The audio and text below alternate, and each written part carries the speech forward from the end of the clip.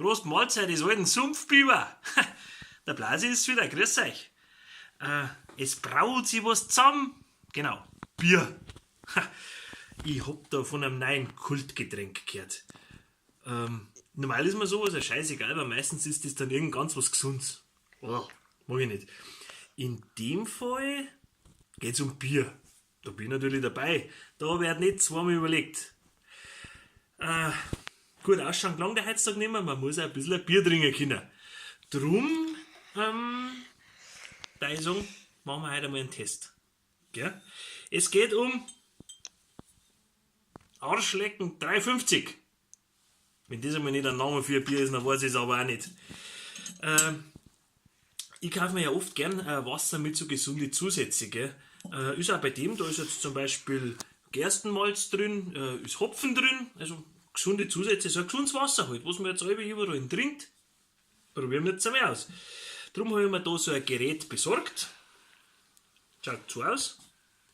Ist zwar noch ein bisschen haltbar, aber was erledigt ist, ist erledigt. Gell? Gut. Noch was zum verantwortungsvollen Umgang mit Alkohol.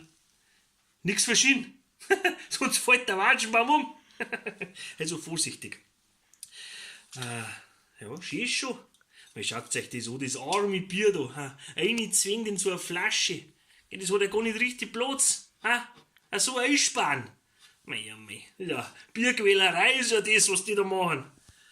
Vielleicht sollte man es einmal auslassen. Sollen wir es einmal. Der gute Meterstab. Der hat schon mehr Bier aufgemacht wie ein Meter gemessen. Das riecht schon gut. Das freut sich, wenn es jetzt ein bisschen Platz kriegt. Gell? Der sagen, der muss jetzt aus dem engen Ding da raus und da rein, wo es mehr Platz hat. Da haben wir Bauch rein. Also, schauen wir mal. Hoppala. Langsam, Blasi. Nicht so gierig sein. Direkt ein bisschen fest aufgehebt, gell?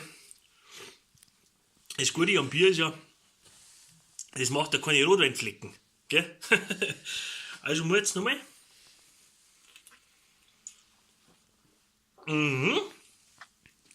Ja, also da muss ich sagen, Hopsala. Also das ist schon was Gutes. Das ist schon wirklich was Gutes. Mein lieber Schwan, da kann man sich drauf gewohnen. Also, kann ich nur empfehlen, grundsätzlich immer der Tipp von mir, ein gescheites Bier kaufen. Gell? Der zu einem Körper das nicht an, irgend so ein Quatsch oder so. Ne? Also ein gescheites Bier, das bieselt sich ja schon auch ganz anders. Gell? Muss man schon mal da denken. Und,